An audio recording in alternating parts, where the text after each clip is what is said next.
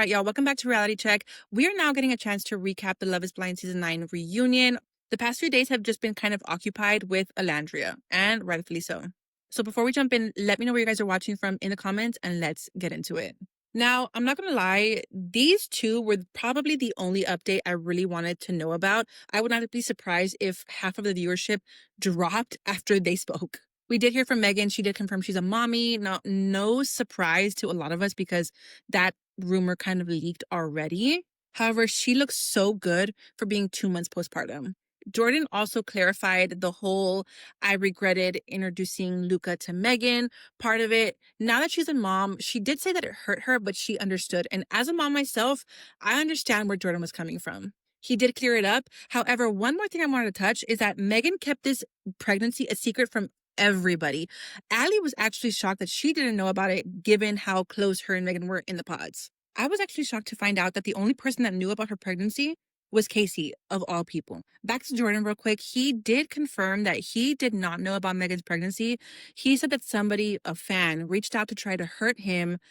Don't know what the message said, but he reached out to Megan. Megan confirmed, and I'm kind of wondering if he would have not reached out to Megan, would she have even told him? His face looked so heartbroken when she was talking about being a mom, when she was talking about her now baby daddy, them being in a relationship. My heart broke for Jordan in that moment because you could see the pain on his face, and that said it all. Back to Casey and Patrick, honestly, I almost turned off my screen when they were playing basketball because what do you mean you brought us here? You wasted an entire week after the finale to make us wait for a reunion only for us to watch them play basketball for a freaking engagement ring that nobody paid for? I was so upset, like so upset. They both tried to clear up their story. However, I really don't care to know. I don't know if I believe her at all. I don't know. People are speculating that the reason that she came on was only to be cast on Perfect Match. I don't know at this point, guys. I do not want her on Perfect Match. I would prefer it to be Patrick. This one I did not see coming. However, Madison was kind of giving clues as to why she thought maybe Joe did not want to continue in their engagement or their marriage, having maybe something to do with the fact that he saw the singles and maybe was interested in somebody.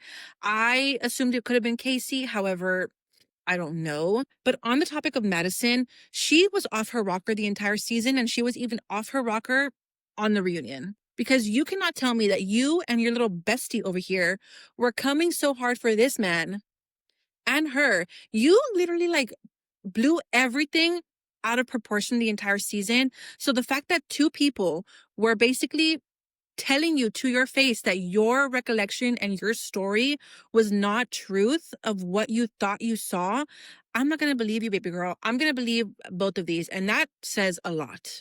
Do I think that Casey may have been a little bit flirty? Yes. However, I don't think that she was the reason as to why this man did not want to marry Madison. Up next, Annie and Nick. Now, Nick did kind of clarify that him and Joe have spoken after Joe's kind of crazy comments when it came to Nick and how nobody trusted him and nobody really liked him. Joe did say that he was drunk. They cleared the air. Bada bing, bada boom, done. This dynamic, however, did kind of shock me. We saw how crazy Annie was in basically begging this man to stay with her.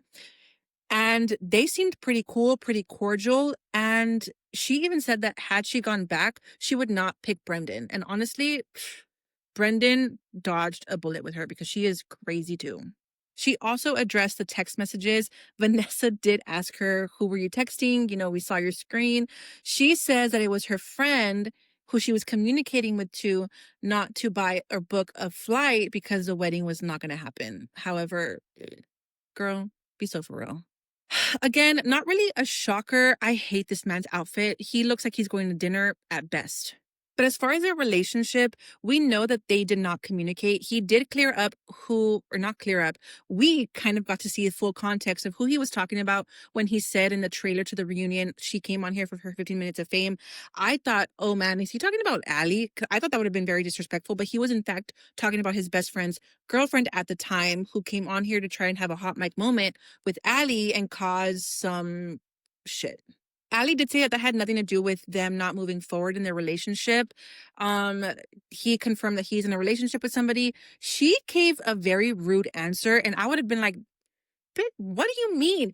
You're not gonna like you want to keep your personal life private? Like Megan just came on here and said she had a baby. Like if Megan can share that, let me know if you're at least dating somebody or if you're single. Like, girl, be so for real. My girl, KB. Honestly, it did not surprise me that Edmund came out here and still did not take accountability and tried to gaslight KB. And KB is actually still again trying to be his savior. She so eloquently, like, she knows how to speak to people. Like, oh my God. And that boob receipt was everything.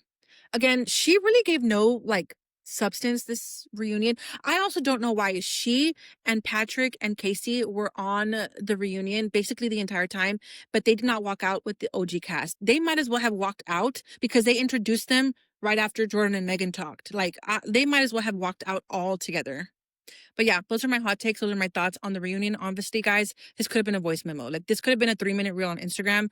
We did not need to know about after Jordan and Megan spoke. We did not need to know about anything else of the reunion. Everything else could have been a memo. Like it could have been a voice memo. It could have been like an email. It could have been like a trailer. Truly, it could have been a trailer. I would also love to see Megan and Jordan on Perfect Match. However, knowing that she's in a relationship and now has a baby, I don't think she would do it. And Jordan, he's a dad, I know, but I don't know. I would love to see him. I know as a mom, it'd be difficult to leave my baby again. And so if he chooses to, I'm here for it. But if he doesn't, I understand it. However, Patrick, I want to see on Perfect Match along with KB.